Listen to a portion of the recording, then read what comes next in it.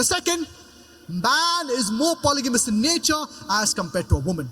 The third, there are various behavioral changes that take place in a woman. For example, the menstrual cycle, the postnatal bleeding, and various other changes, because of which she will not be able to do the role of multiple wives, whereas the man can do the role of multiple husbands. The fourth, that if a man has more than one wife, there are very less chances of venereal or sexually transmitted diseases being transmitted, that is the STDs.